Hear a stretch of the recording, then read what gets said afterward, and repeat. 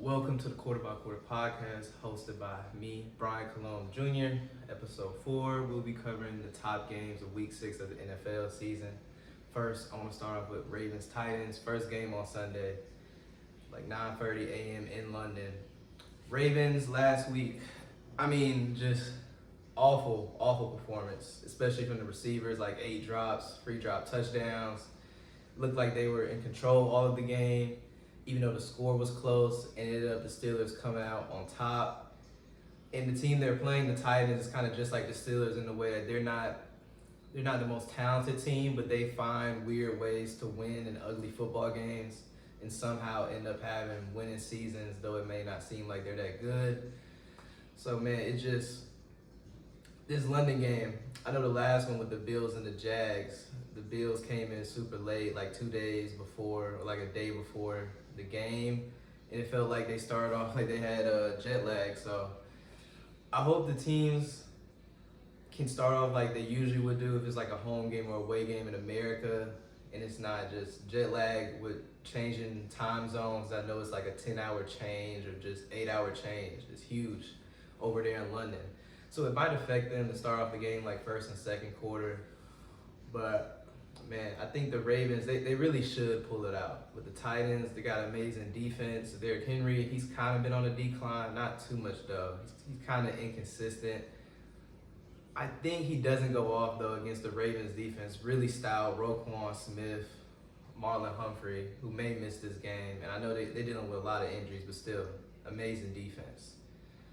And, the Titans, they're not that talented offensively. All they really got is Tajay Spears is explosive. Derrick Henry, if they can't load the box against him, then he's definitely going to go off.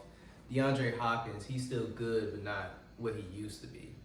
And of course, their first round pick, Treylon Burks, he hasn't been as good as he wanted, especially with the other receivers in the class who've been excelling.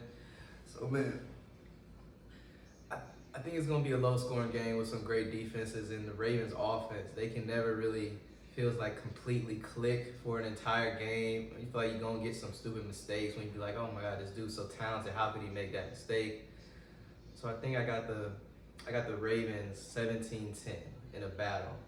Maybe even 17-14. I could see Justin Tucker winning the game for him at the end.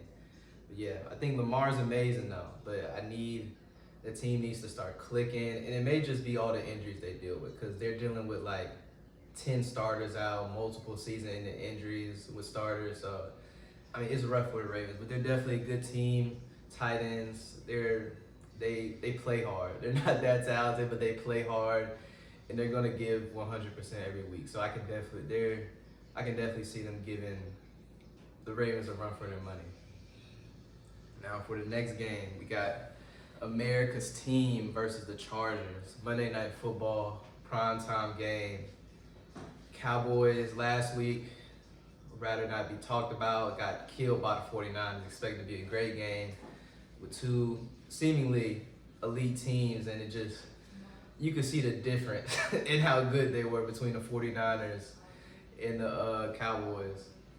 So yeah, the Chargers are probably in that tier of the Cowboys where they're not elite, but they're really good. Like second round playoff type team. They make the divisional. Maybe if they get lucky, make the conference championship. So yeah, man, Justin Herbert, really good. Justin Herbert, elite. Definitely gonna outplay Dak this game, probably. Dak, he's good. He's not like that upper echelon where you like, I can win a Super Bowl with this guy. And he can win a Super Bowl, but you may need like a huge amount of talent, almost like what the Niners got, plus amazing coaching. I don't think Dak has that. The receivers kind of on a decline, especially with Amari Cooper leaving for the Browns. I know it happened 2 years ago, but still, you can like tell. Michael Gallup hasn't returned to what he was. Brandon Cooks, it's not looking like a free agent signing, a good free agent signing for a guy who's been seen as extremely consistent, putting up multiple 1,000-yard seasons throughout his career, no matter what team he goes to. But he's been struggling so far, and maybe he'll get it together. It's super early in the season, so it's definitely plausible. But yeah, they've been struggling, but at least they still got that elite defense to go back on. Micah Parsons, DeMarcus Lawrence. I know Trayvon Diggs got a torn ACL out for the season, which is rough. Really hurts a lot, especially with the offense having some struggles. You still got Stephon Gilmore. You got a really talented defense, you know, and they may win this game for him. But man, Justin Herbert, I really believe in him. I think most games really come down to which QB plays better, especially in the NFL where the talent difference isn't as big. It's not like Colorado playing Alabama or something where Colorado QB could be better, but you know that talent difference is too wide for that to make up for it. But yeah, Justin Herbert gonna have an amazing game. Cowboys defense though gonna make some plays, ended up winning it for him. 24-21, game-winning field goal. And the next game I got on the schedule is Saints-Texans, my favorite team, playing in Houston. Saints coming off the shutout against the Patriots, who've been awful lately. Texans losing on the last drive to the Falcons, rough game. But they're not, Texans fans, I know they're not expecting to win right away. They've been going through a major rebuild lately. I mean, they've just been awful. And this season, though, they've been actually decent, which has been a huge improvement over what they have been lately. And especially CJ Stroud, even he showed in the last game, led that potential game-winning drive. I mean, he looks like a top 10 QB already, which is extremely impressive for a rookie, especially since he had a lot of doubters being from Ohio State, and there's a stigma against Ohio State QBs, and just CJ Stroud wasn't seen as good as the past Ohio State QBs. But he's delivered though, and he's shown that he's the guy. Even though it's early in the season, he's already shown that he's the guy. And you're gonna believe in him with the game on the line, like with Brady. With the game on the line, and your team's down, it's like 2 minutes left. You believe in CJ Stroud to score, like no worries. You know he's gonna get it done. So, man, in Houston's defense though they're better than what they used to be, which is like worse in the league, but they're still below average. You know, D'Amico Ryans though, he'll make them play 100%, and you'll get a lot of out of the talented players like Denzel Perryman, Will Anderson Jr., another impressive rookie with that trade up they made in the draft. So yeah, man, I mean, in the Saints, the last game, I don't know much to take from. They look better on offense. Of course, Kamara's back, which will help a ton with the offense, not being able to run the ball at all, just a non-existent run game. And of course, the pass game's been struggling. That's why we need a decent run game just to make the offense at least NFL average, not awful like it has been the past weeks before the Patriots game. But yeah, man, I don't know what to take from the Patriots game because I feel like they've just been so awful. I don't know if the Saints are played better, or it's just the Patriots being so awful that it made the Saints look amazing during that game. So, I mean, I hope, and Chris Olave, you gotta learn how to catch. You done dropped some passes, so please start catching the ball. You should have like 3 touchdowns in the Patriots game. And yeah, man, Saints, Texans, and Houston.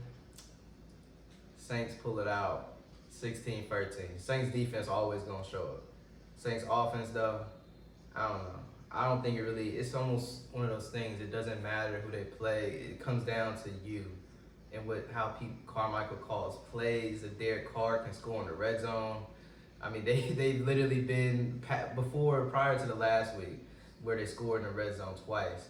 Worst red zone team in the NFL. I mean, just you can't make the playoffs like that. It's like the key. You gotta convert on third downs and score in the red zone. You can't do either of those, then you're a bad football team. You're at least not going to be upper echelon with a team like the Niners, even the Cowboys, even like a second round playoff loss. You just can't be up there. So, yeah, need to see improvement from the Saints. Texans, though, constantly showing improvement throughout the season.